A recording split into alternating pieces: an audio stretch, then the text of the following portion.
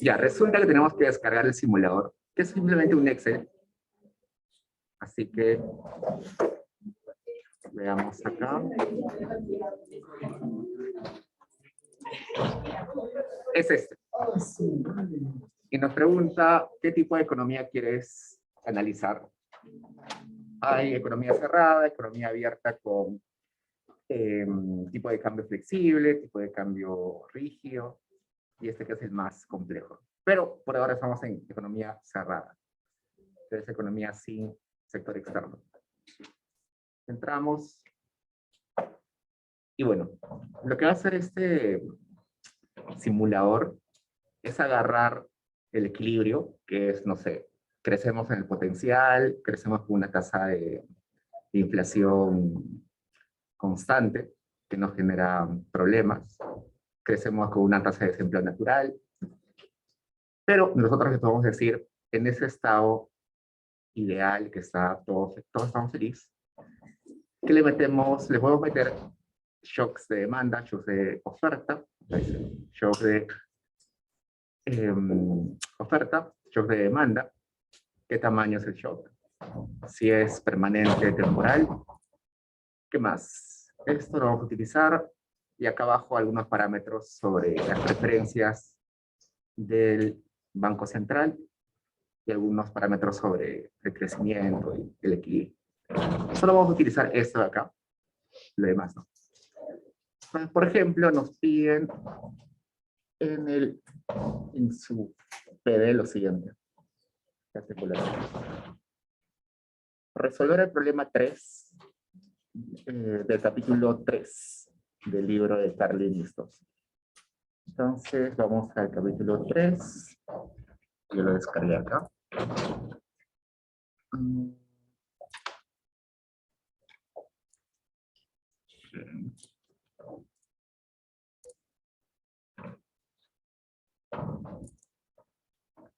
Vamos al capítulo 3. El capítulo 5.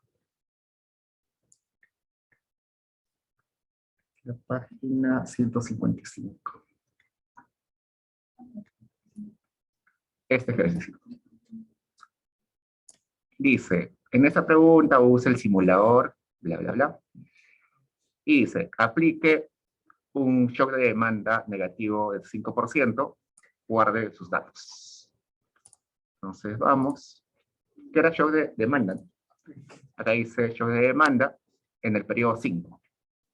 Le vamos a decir que sea de menos 5%. Y va a ser temporal, ¿no? Temporal. Nada más. Y le pongo acá numerical. Bueno, primero le pongo save, grabar. Y le voy a decir que eso lo voy a llamar escenario 1. Nada más. Y voy acá, resultados numéricos. Y acá me aparece, por ejemplo, producción, tasa de crecimiento de la producción, PDI, crecimiento, inflación, y un montón de otras variables que no nos interesan ahorita. Nos interesa más inflación, crecimiento, PDI. Y acá está el shock. Una brecha de la producción del menos 5%. Ese es el shock temporal del 5%. Y acá tenemos datos, ¿no? Si nos damos cuenta, acá está 000, quiere decir que el PBI observado era idéntico al PBI potencial, estaba creciendo junto con el PBI potencial. Luego se crea una brecha, estamos con el PBI por debajo del 5% del PBI potencial, o sea, hay capacidad ociosa, no sé, fábricas que están sin producir, trabajadores que están sin trabajar. Y ese shock parece que se revierte, acá aparece 2%, 5%, hasta que la brecha se cierra acá. A eso se refiere. Igual, el PBI, si el PBI era 100, en los periodos antes del shock, se reduce a 95 en el periodo del shock, y luego se va recuperando, hasta que se estabiliza en 100 de vuelta. Estos en términos reales, por eso se le pone 100. 100 es el índice en el año base. Y es el crecimiento. 0 porque estábamos igualito que el PIB potencial, y acá estamos decreciendo 5% y luego se recupera. Inflación, la inflación con la que todos estábamos conformes era 2%, con el shock se genera una deflación, menos 3%, y luego se estabiliza 2% acá abajo. Acá les van a dar 498 periodos, con un montón de datos. Es feo verlo así que vamos acá arriba, grafiquitos. Entonces, esos son los impulsos de respuesta, las funciones de impulso-respuesta. ¿No? Por ejemplo, inflación, 2% hasta el periodo 4, llega al periodo 5, que es el shock, una deflación, y luego se estabiliza. Desde más o menos el periodo 11, ¿no? Ya está casi estable. Acá abajo, este es el PBI, digamos que en soles reales, ¿no? Si estaba en 100 antes del shock, con este shock negativo, cae hasta 95, ¿no? Luego hay un repunte fuerte, pero luego se estabiliza. Este economic growth sería como la tasa de crecimiento. Decrecemos 5% del periodo 5, luego hay un crecimiento grande. Usualmente después de recesiones hay un rebote, ¿no? Como en la pandemia, hay un rebote fuerte. Y luego se estabiliza. Y este de acá es, ¿qué cosa? La tasa de interés, ¿no? La tasa de interés nominal y la tasa de interés real. ¿Cuál es la diferencia? La tasa de interés real está limpia de inflación. La tasa de interés nominal es la tasa de interés real más inflación. Entonces, a esto se refiere. Estábamos conformes con una tasa de inflación nominal del 6%. Por la recesión, el Banco Central va a decidir qué cosa, reducir la tasa de inflación, la tasa de interés, para reactivar la economía, y se estabiliza luego. Estos son como las variables que nos interesan más: inflación, PBI, crecimiento de la economía, tasa de interés, pero también podemos ver otros gráficos como la brecha primaria, esto es el resultado primario en realidad, y la deuda pública. Pero no nos interesa esto, solamente para que vean que existe. Lo que nos interesa es esto. La pregunta que sigue es la siguiente. Nos dice guarde los datos, ¿no? Entonces, regresamos, lo guardamos de vuelta. ¿Qué más? Use las funciones impulso-respuesta para explicar el camino o la trayectoria de la economía que sigue después del shock. Entonces, apliquemos un poquito lo que habíamos visto, o han visto con el profesor del modelo, ¿cómo es? IS. ¿Ese qué más? ¿IS qué es? Investment Saving, CP, o PC, y MR, URM. La IS es básicamente reflejo de qué mercado. Demanda, mercado real, ¿no? De las cosas. Cómo se producen. En realidad te dice cómo se equilibra las decisiones de ahorro e inversión, cómo las familias ahorran, y ese ahorro que se tiene se utiliza para prestar a las empresas, y las empresas invierten. Entonces, todas las curvas de la IS en realidad son equilibrios. Todos los puntitos son equilibrios. Luego, la curva de Phillips, que refleja inflación, ajá, pero si la IS reflejaba demanda, la oferta. Y el otro, que es MR, eso es del Banco Central, ¿no? Entonces, si utilizamos ese modelo acá, ¿qué pasaría? Este es un shock de demanda, ¿no? ¿Qué se va a mover acá? Si hay un shock de demanda. La IS, la curva de Phillips, o la MR. IS, exacto. Se mueve la IS, eso va a afectar luego al equilibrio de la economía. Seguro se va a generar algún desequilibrio por ahí, que vamos a ver gráficamente. Y luego, ¿qué va a hacer el Banco Central? Si quiere mantener la inflación en niveles que no generen expectativas de inflación futuras altas. para bajar la inflación, ¿qué va a hacer el Banco Central? Mover su tasa, ¿no? Por eso acá vemos que la tasa cae. Exactamente lo que nos piden en las partes C, graficar el modelo ISPCMR. Grafiquemos.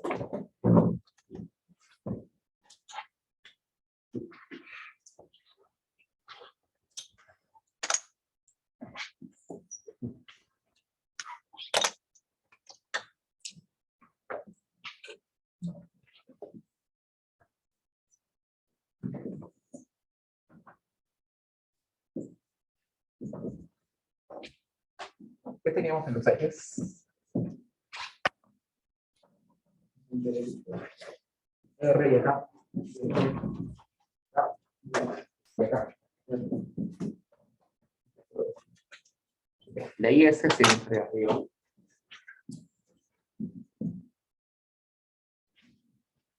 Dice la IS a una tasa de interés establecida en otro mercado, porque es un mercado real. La tasa de interés no se establece en el mercado real, se establece en el mercado monetario. Entonces, a una tasa de interés exógena, tanto las familias que ahorran y las empresas que invierten se van a poner de acuerdo para producir esa cantidad. Entonces, el que es el R. Y ahora vamos a la prueba de Phillips. Primero positivo, primero negativo.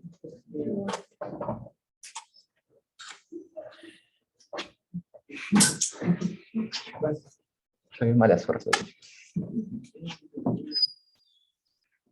Prueba de Phillips.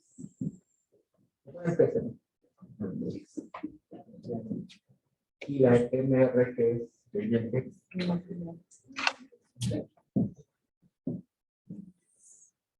Es MR, R.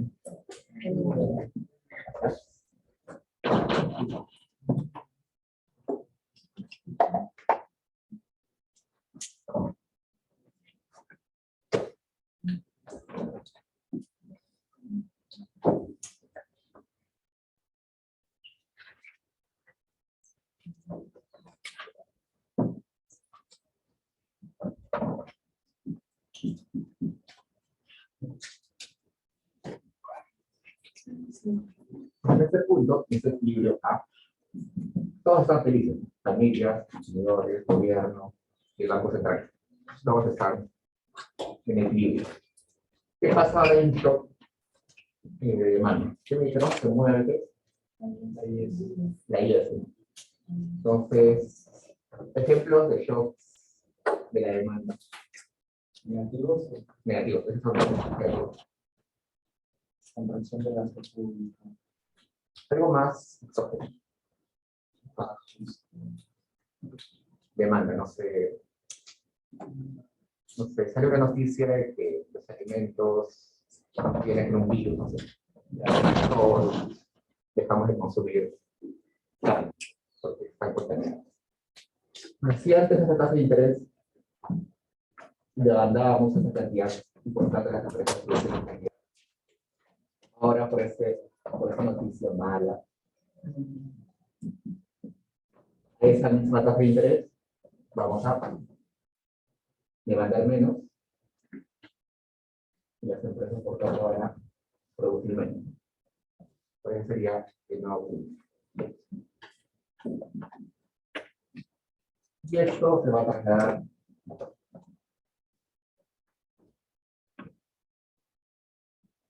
ya, ¿qué sucede? Esta es la tasa de inflación que quiere tener el Banco Central. Esto es lo que quiere mantener como su meta. Pero resulta que ahora con esta producción, esta va a ser la inflación de equilibrio. Resulta que la inflación de equilibrio está por debajo de la inflación meta que quiere mantener el Banco Central. ¿No?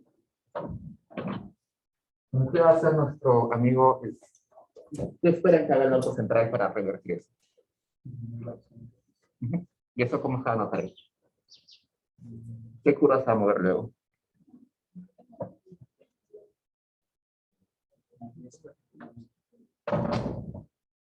¿La MR se mueve alguna vez?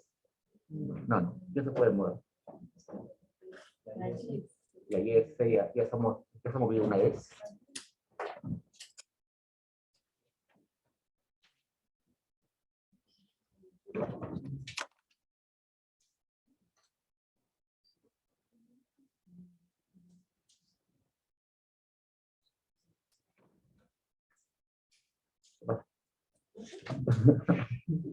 ¿Qué más?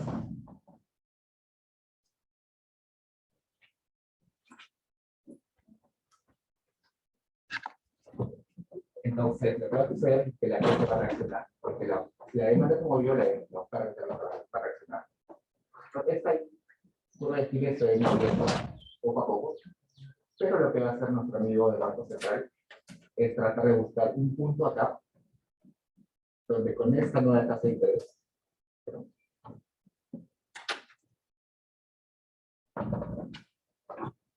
ya estamos acá, va a tratar de mover esto poco a poco. Es decir, la oferta se va a ir acoplando poco a poco. Hasta hoy, acá.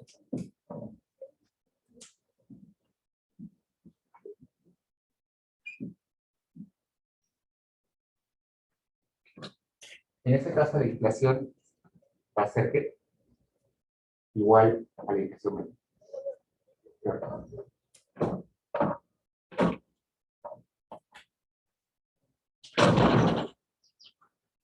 Y la tasa de interés debe subir y luego bajar.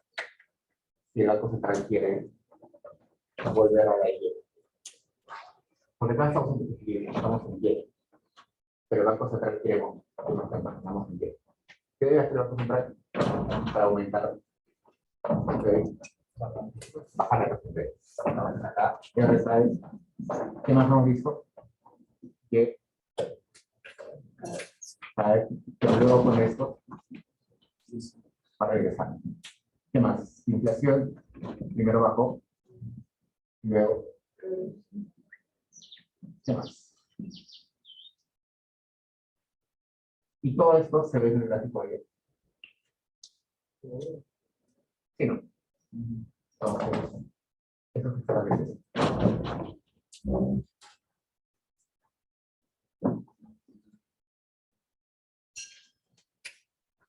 Entonces, si queremos regresar de acá, lo que tiene que hacer el Banco Central es lo siguiente.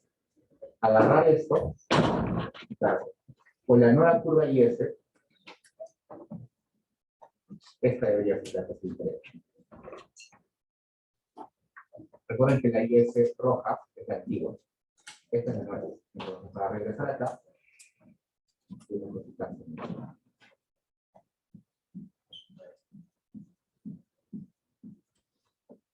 Por eso que esa es la remueva.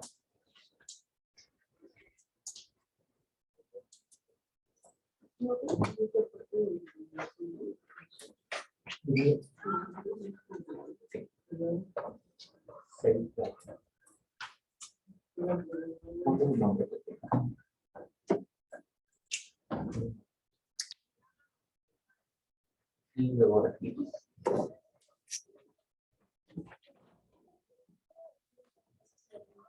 Dime. Es que lo que sucede no se va a desplazar de un solo momento, sino poco a poco. Seguro que sus gráficos de los libros usualmente viene sombreado. Pero resulta que como cae la producción, como cae la demanda, ¿qué es demanda? Como cae la demanda, la producción, la oferta se tiene que desplazar. Porque lo que sucede en este punto que cambió a la IS es que hay menos demanda, pero la producción es constante. No tiene que ver también con la curva de luz aumenta porque la brecha de producción. Claro, exactamente por eso, porque la distancia, esa brecha que se está produciendo más de lo que se demanda es exactamente una brecha. Claro. Para cerrarse eso, tiene que volverse la... Y la curva no sería un traslado de la PC, no sería una... Claro, es poco a poco, no es un traslado de la...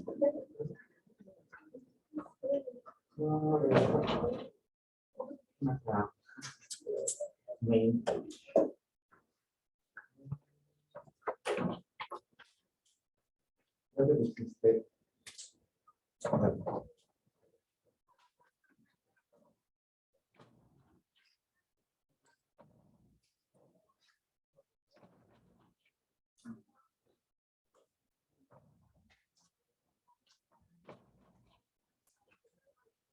Muy claro, ¿no?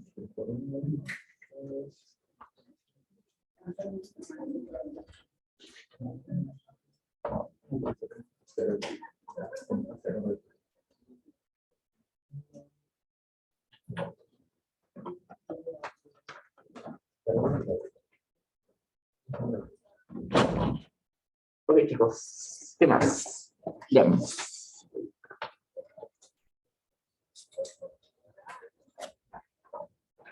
¿Qué cosa era beta en su modelito? En la MR. Beta.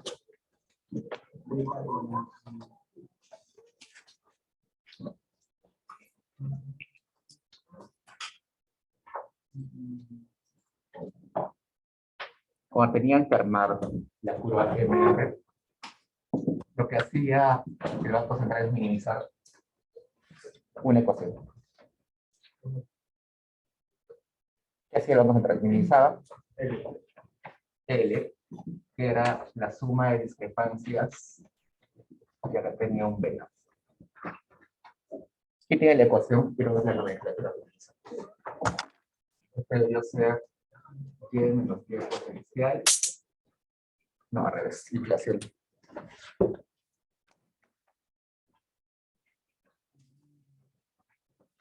¿Qué tiene la ecuación? Esta minimización es en realidad, ¿cómo le digo? No funciona en el precio. No. ¿Qué tiene la ecuación? Por eso es que yo no me acuerdo la diferencia. Bien. En el Banco Central utilizábamos otro. Porque resulta que esta ecuación me está diciendo que al Banco Central le interesa brecha de producto y le interesa discrepancias en la inflación. Pero en el Perú, al Banco Central solamente le interesa la discrepancia de la inflación, no la brecha de producto. Porque el objetivo, ya resulta eso. La mayoría de bancos centrales del mundo tienen dos objetivos: maximizar el empleo y reducir la inflación, o mantener la inflación. Pero en el Perú, como hemos tenido épocas traumáticas de inflación, como que el Banco Central solamente hoy se ocupa de la inflación y el Ministerio de Finanzas se ocupa del empleo o de la brecha de producto. Entonces, para el caso del Perú, sería solamente uno de esos lados, el lado donde está la brecha de inflación, no la brecha de producto. Entonces, pero esto es para Estados Unidos, porque el libro es de Estados Unidos. Pero en el Perú no tenemos. Eso ya es política fiscal, gasto, regulación. Pero en el caso del Banco Central solamente se ocupa de la inflación. Por eso, no sé si utilizan Twitter, pero el otro día estaban peleándose en Twitter, porque Frank escribió un artículo diciendo que el Banco Central no se ocupaba del empleo y eso debería cambiarse. Y gente más de derecha como que decía que no, porque en el Perú el Banco Central solamente tiene un objetivo. Es el de carne. Ajá, carne no sale sin hueso, ¿no? O hueso no sale sin carne. Tiene que ver con la informalidad. No, tiene que ver más por el trauma que tenemos de la hiperinflación. Entonces dice que el problema es que hay un trade-off entre inflación y brecha de producto, ¿no? Cuando hay mucha producción, cuando el Perú crece muy rápido, se genera inflación. Y tiene sentido porque si estás produciendo más, estás presionando a la demanda de factores productivos, ¿no? Quieres producir más, contratas más trabajadores, contratas más máquinas. Entonces, esos factores se hacen más demandados y por tanto su precio sube. Son más valiosos, por eso suben. Pero resulta que esa inflación, que puede ser asumida por los que tienen dinero, no puede ser asumida por los que no tienen mucho poder adquisitivo, porque la inflación afecta más rápido a los más pobres. usualmente sus salarios están constantes, no se mueven sus salarios, el salario mínimo no se actualiza rápidamente, entonces su capacidad de compra se ve mermada rápido. Entonces, la idea es como que más o menos ver un equilibrio entre esos dos. Pero si tú le dices, por ejemplo, el MEP quiere esto que sea lo más alto posible, pero va a aumentar la inflación. Entonces acá es lo que actúa el Banco Central y reduce un poquito de inflación, enfriando la economía. Pero eso no le gusta al MEP. Eso es el conflicto ahí entre ellos. Por eso hay conflicto entre ambos. Tiene sentido. Pero en Estados Unidos, que sería el Banco Central de la Reserva Federal, sí se ocupa de las dos cosas. Tanto el empleo como de hacer crecer la economía y la inflación, que mantiene bajo la inflación. Entonces, ese es el problema. En el caso de ustedes, la ecuación ha puesto beta a la brecha de producción a la brecha de... Acá sería inflación neta menos inflación. No, al revés. Inflación ya. Y acá sería Y menos Y potencial, ¿no? De equilibrio. ¿Sí? De equilibrio. Ya. Al cuadrado. Ah, sí. Tienes razón. ¿Por qué se eleva al cuadrado?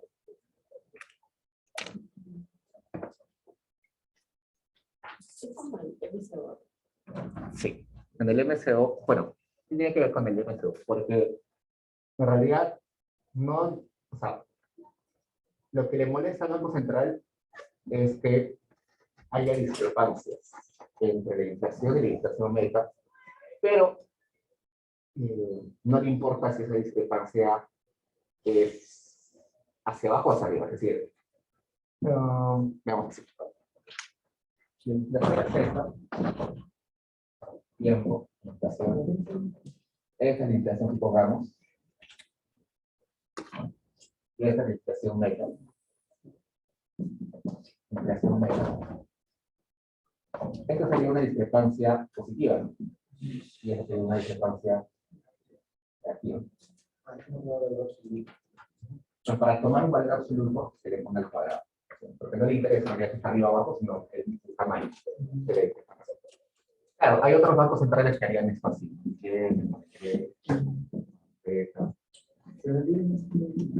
Así. El problema de eso es que para derivar, para hacer operaciones matemáticas, no es fácil, es difícil.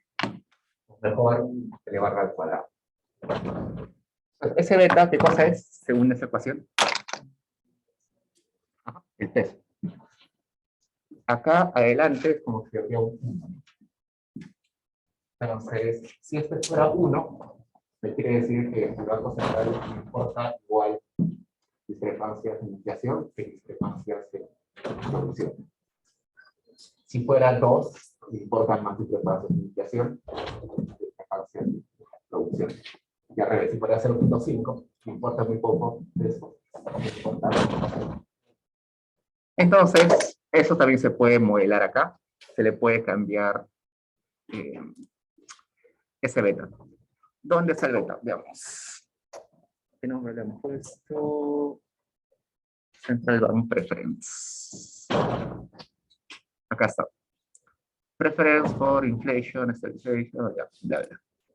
Si yo le pongo 0.5, le estaría diciendo que le importa poco la inflación, ¿no? Le importa más la producción. Vuelvo a grabar. Voy a poner escenario 2. Save. Y igual, ¿no? Un shock de 5% temporal. Lo grafico. Y es lo mismo, pero quiero que se fijen en esto. Esta es inflación. Y este es producción. ¿En qué periodo está regresando? 7.5 más o menos. Y acá, producción, casi 5. ¿Esto por qué? Porque, ya, eso es eso. Pero ahora cambiamos el parámetro. Vamos a cambiarlo con 1.5. 1.5. ese beta lo cambiamos con 1.5. Grabamos, escenario 3, y acá. Ahora la inflación ha ingresado en 6.5 más o menos. Entonces, como en este nuevo escenario es más importante la brecha de inflación, lo ha hecho regresar más rápido, pero a costa de que este cambio de la tasa de interés sea más profundo. Si yo regreso al gráfico anterior, se va a dar cuenta de que es menos pronunciado esa tasa de interés. Vamos a regresar. 0.5.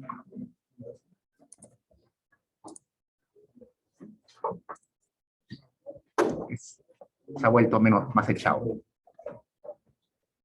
Entonces, como le interesaba un montón la inflación,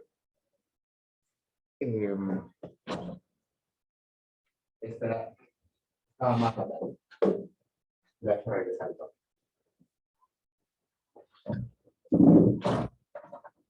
Y eso ya depende de cada banco, ¿no? O de cada banquero central. En nuestro caso, ese beta es bastante grande en el Perú. Y brecha, como les dije, casi no le importa al banquero central. Estamos tan traumados con la inflación que en la Constitución del 93 decía literal, bueno, no decía literal, pero en las discusiones se decía que estaba prohibido de que el ministro de Economía se reúna a solas con el banquero central para coordinar política económica. Bueno, o sea, no está explícitamente, pero en las discusiones salía eso. Porque podrían, no sé, pues no de acuerdo en esto, ¿no? Y eso no. Mientras que en Estados Unidos es normal que el secretario del Tesoro se reúna con cualquier funcionario, no hay problema. Y ahí coordinan la política económica entre ellos. Normal. Pregunta, chicos.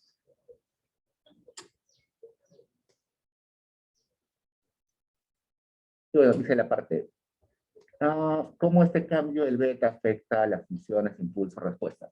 Haciendo la reacción de la inflación es mucho antes si el beta es más alto. No.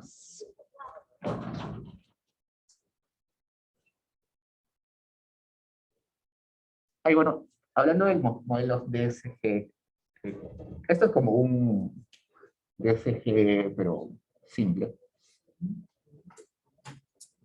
Así que pues los DSG ya son más sofisticados.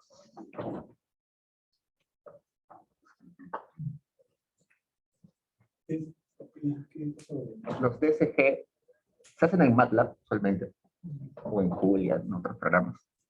Pero son básicamente esto, pero un poquito más sofisticado. Lo que tratan de hacer es tener ecuaciones que representen diferentes sectores de la economía y simular cómo afectaría ciertos cambios en parámetros o cambios en shocks. La parte computacional de eso es sencillo, el problema es sacar las ecuaciones. Tienes que derivar, o sea, por más que MATLAB es muy potente, no le puedes decir a MATLAB, sácame la derivada de una ecuación gigante. Tienes que hacerlo a mano.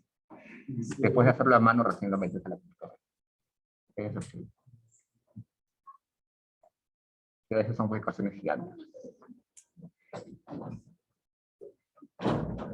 No existe ningún software para hacer la derivada. Hay, pero cuando ya son derivadas o ecuaciones grandes, ya no funcionan.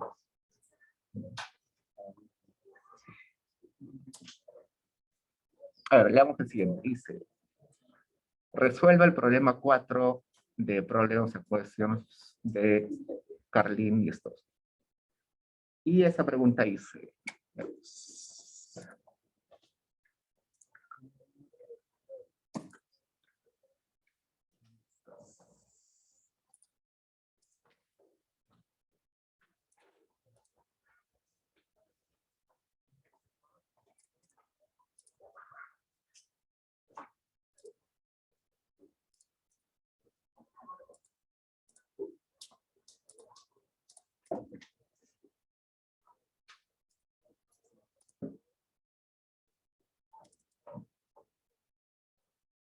Acá está el 4. Utilice el simulador, bla, bla, bla. Y dice, aplique un shock de demanda negativo de 8% y guarde los datos. Igual, veamos.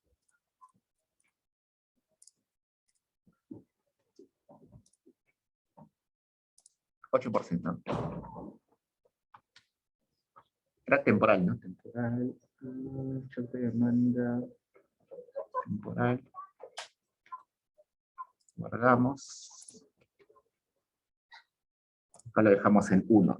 El beta en 1 para decirle que le da igual importancia a brecha de producción y brecha de inflación. Y acá está menos 8%.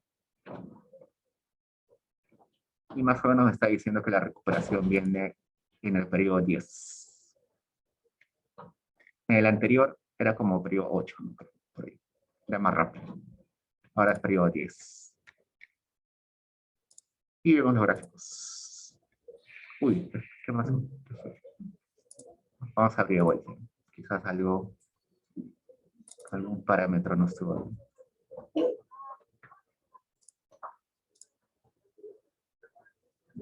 Menos 8%. Tránsito temporal, ¿no? Ah, no, está así. Ya veamos qué hizo.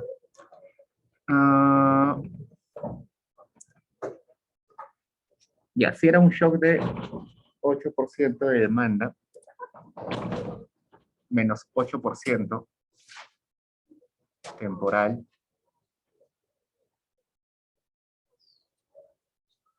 ya, 4, inflación. De acá me dice que la brecha de producto va a crecer, si antes era 0, ahora la brecha va a ser 100. ¿Qué fue? ¿Qué tanto sí? Vamos a analizar ahí. ¿Qué pasó?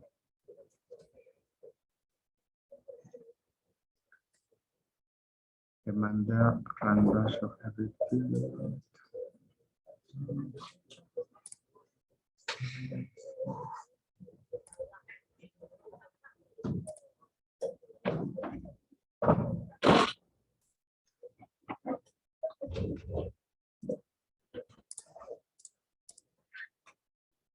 A ver, ¿cuál es la meta de inflación? 2%.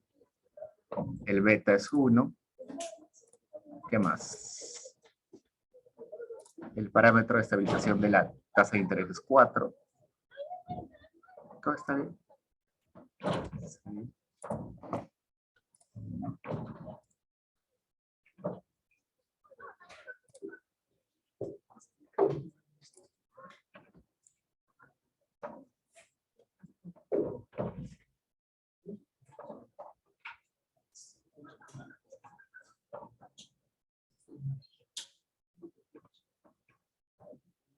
Ya, veamos qué sucede. Para esta economía, al parecer, un shock temporal de 7%, como genera un círculo brutal, ¿no? Acá. Cae el PBI en 8%. Pero luego nuestro Banco Central eleva la tasa de interés. ¿Por qué? No tiene sentido. Algo está fallando. Sin saber,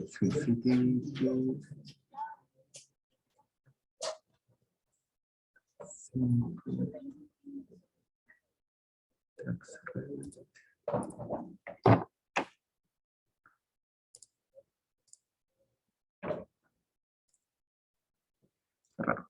Ahorita hay que salir algo raro, ¿no? Ahorita hay que salir algo raro al inicio, ¿no? Ahora vamos a probar acá.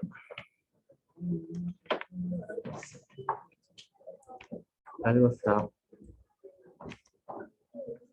movido. No puede ser.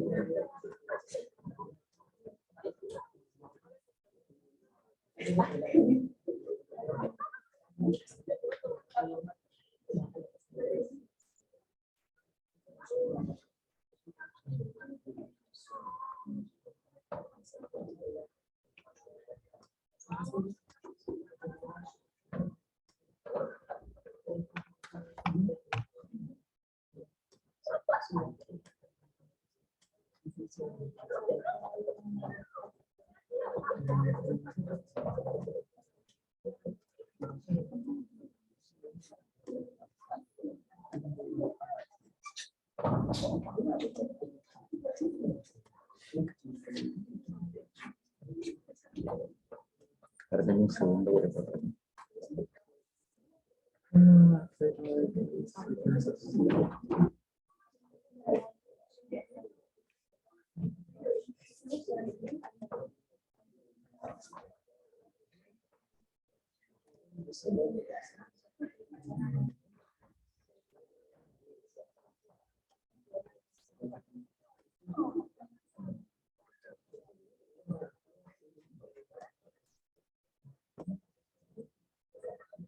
Interesante. Ya. Sí está bien la simulación. Pero lo que hice es que este shock es tan grande. En realidad no, 7% es un montón. Es un montón en realidad. Es como destruir 7% de la capacidad productiva, ¿no? Entonces, una de las alternativas que nos da nuestro libro es que a veces la política monetaria, reaccionar con tasa de interés no es suficiente. Quizás podríamos reaccionar también con gasto público. Entonces, acá, en gasto del gobierno, que sería aumentar el G, le vamos a poner más 7%, que es lo que dice el ejercicio. 7%, que va a ser solamente temporal, no va a ser permanente, solamente ese periodo. Y vamos acá, y ahora sí. Entonces, este ejemplito lo que trata de decir es que a veces la política monetaria no es suficiente. Y eso tiene sentido porque la política monetaria tiene un límite. ¿Cuál es el límite de la política monetaria? Cero, ¿no? Eso es una trampa de liquidez, ¿no? Y eso se ha visto en el 2008, 2009. ¿Es posible una tasa de interés negativa? No. Pero se ha visto. Se ha visto alguna vez en algunos países, pero como tasa de interés negativa menos 0.01. ¿Y cuál es el objetivo? Exactamente porque no veían alternativas, no había otra alternativa. Pero ha sido sumamente temporal y solamente tasa de interés real. Tasa de interés nominal nunca ha sido negativa. Tasa de interés nominal nunca ha sido negativa, solamente tasa de interés real ha sido alguna vez negativa. En ese caso la objetivo. Claro. Pero así como sumamente temporal. Pero se ha sucedido.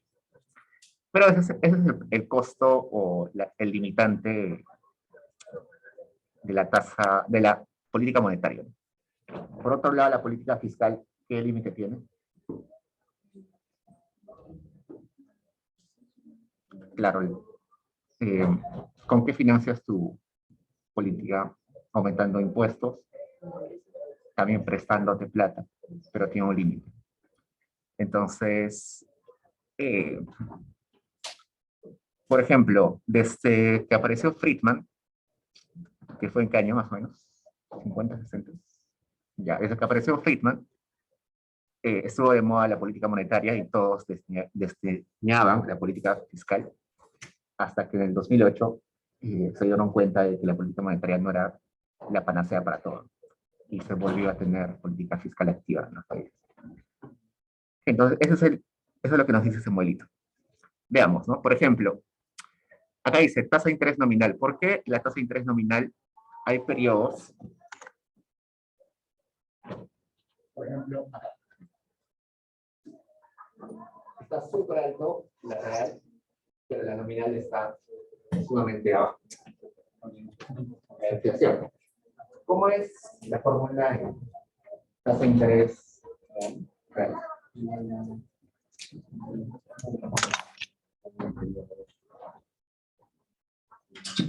Vamos a ver. Una tasa que rebasa la tasa de interés real. Y va a ser la tasa de interés.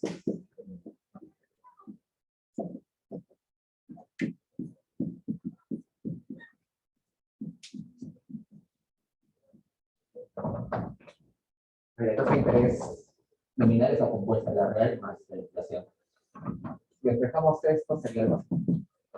1 más R de multiplicación más R por multiplicación. Menos 1. Ya R más multiplicación más R. Esa es la fórmula completa de la tasa de interés nominal. Pero en los libros se comen esto. ¿Por qué se come esto? Con la tasa de interés de inflación son usualmente chiquitos, 0.05, 0.03. Un número chiquito por un número chiquito tiende a 0, por eso se elimina. Pero si estaríamos en un contexto, no sé, Venezuela, que la tasa de interés es 20% y la inflación es 30%, no se podría eliminar eso. Eso es una típica pregunta de curso de extensión del Banco Central de Findermil, que les dicen, si la tasa de interés real es 20% y la inflación es 30%, ¿cuánto es la tasa de interés nominal? Y todos responden 50%. La realidad debería ser 50, más la multiplicación de 20. Todos caen. Sí, todos caen. Es una pregunta típica que aparece año tras año. La gente siempre cae. No. Ya, acá. Entonces, eso es lo que nos piden en el 8. Y bueno, nos piden comentar qué sucedió ahí. Ya. Pregunta, chicos. Allá. ¿Qué pasó? Acá era menos 1% y acá 7%.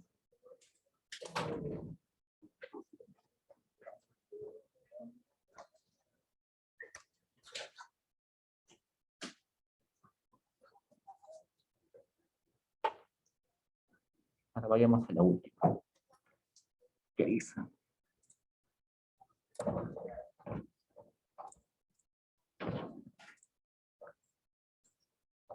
Asuma que, bueno, recordemos que en las simulaciones que hemos hecho, el shock era periodo 5, ¿no?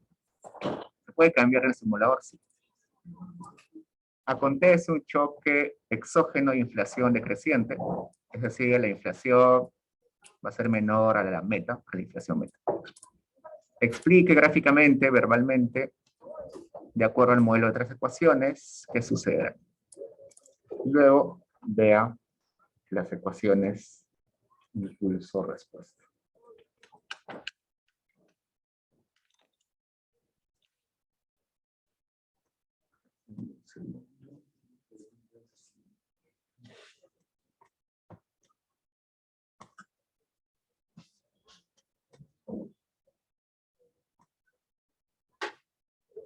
Ya.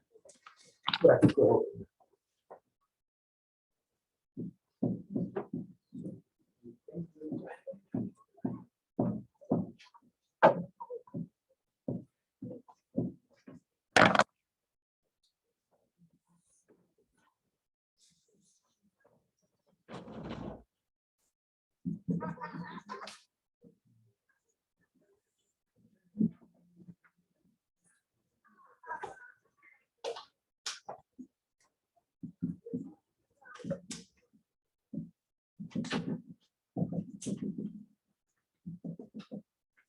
Ya, estamos en el equilibrio.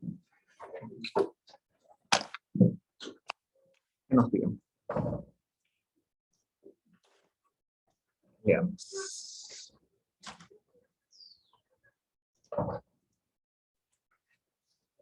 Acontece un choque exógeno de inflación decreciente. En este caso, el choque, si es de inflación, usualmente es un choque de oferta, no es de demanda. ¿Por qué? Porque un choque de oferta tiene que ver con escasez de cosas. Supongamos, hoy, no sé, hay una sequía y no hay producción de papas, ¿no?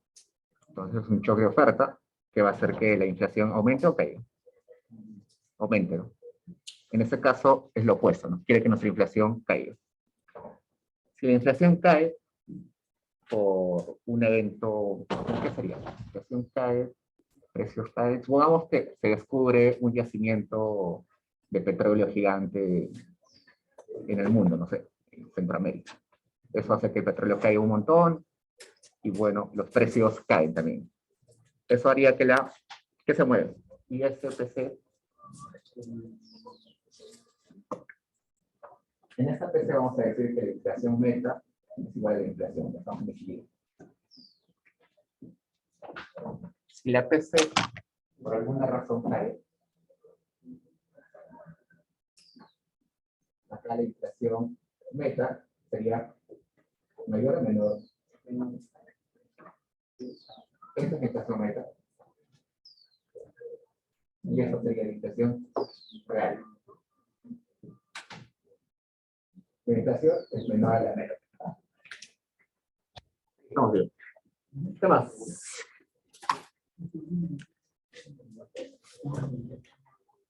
Este sería el nuevo equilibrio.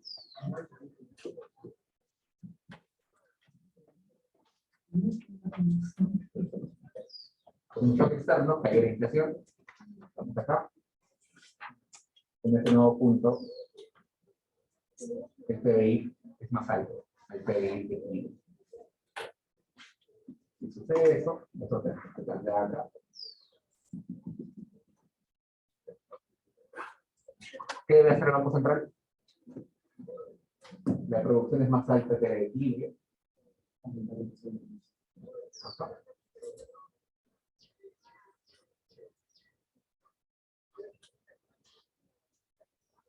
es esta. ¿Qué más?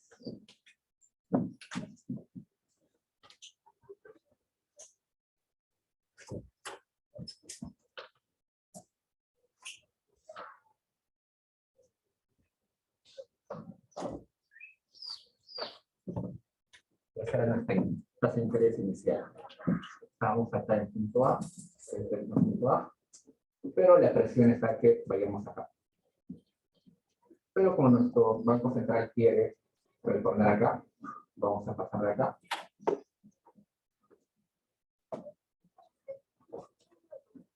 Y con eso regresamos acá.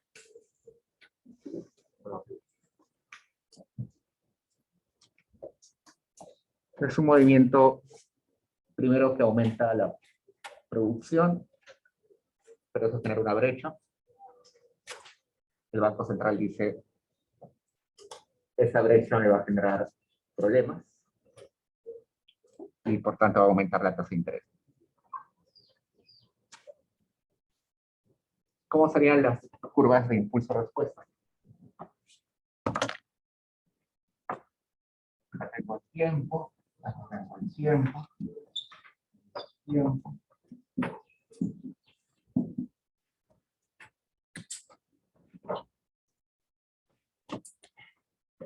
Inflación, producción, tasa de interés.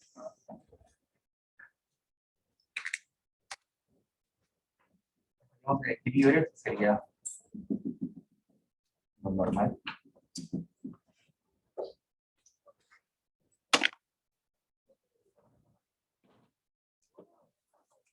Pero resulta que como hubo una inflación, un shock de inflación, cae ahí. ¿Qué ocasiona eso? Que va a reaccionar nuestro amigo del Banco Central. La reducción, ¿no?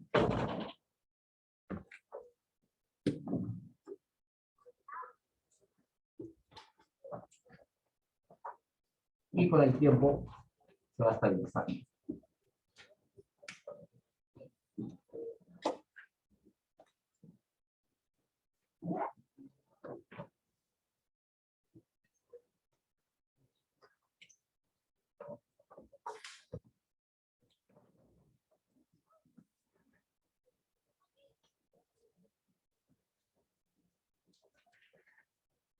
Si bien es cierto, todo es simultáneo, pero veamos de esta forma. Hay un shock externo, el Banco Central reacciona, reduciendo la tasa de interés. Eso va a hacer que haya un aumento de producción un poquito, pero eso va a ayudar a que luego se estabilice todo. Y una vez que todo esté en orden, el Banco Central, esa reducción de tasa de interés la va a devolver a su origen. Ya no es necesario cambiar de los niveles.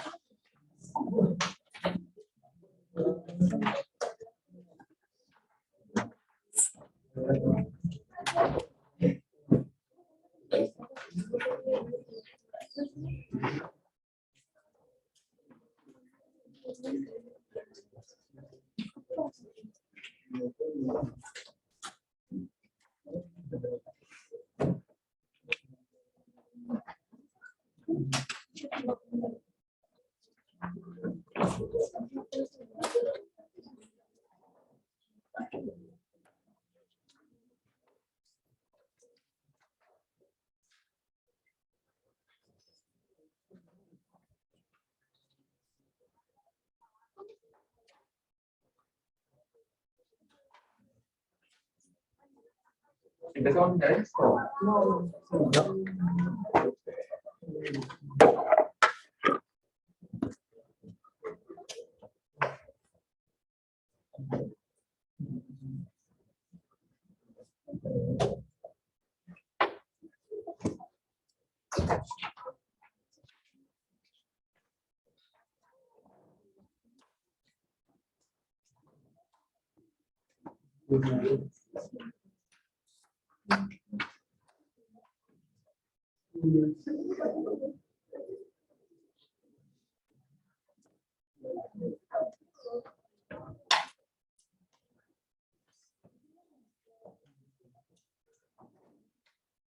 ¿Puedo borrar todos?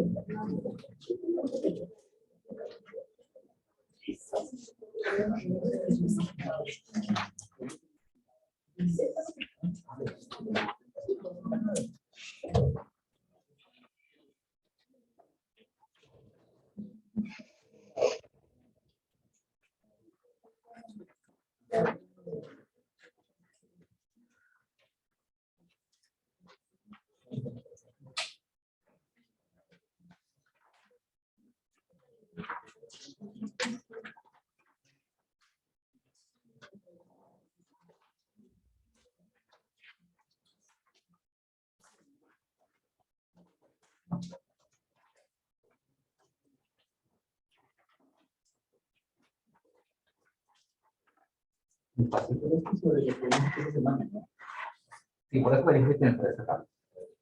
Sí, pero no sé que no vino lo de semanas.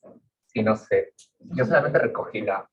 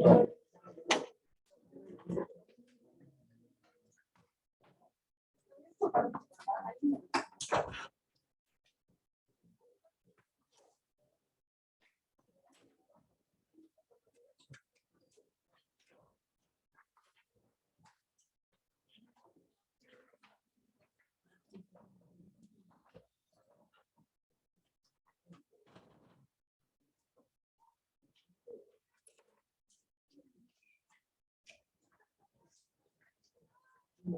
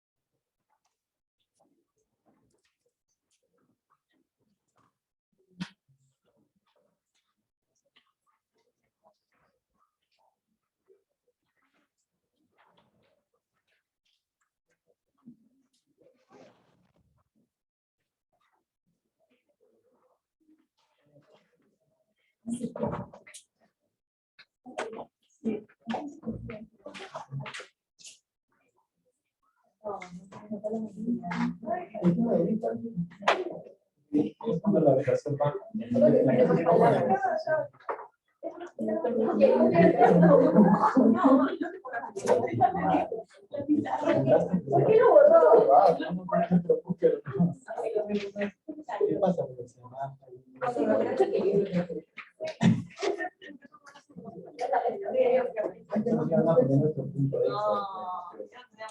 No nos quiso. Oye, ¿verdad? Lo de la décima es 0,1% o 1%. Es un punto. O 2 puntos. No, la décima de 2 puntos. No, ponle 2 décimas, 4 puntos.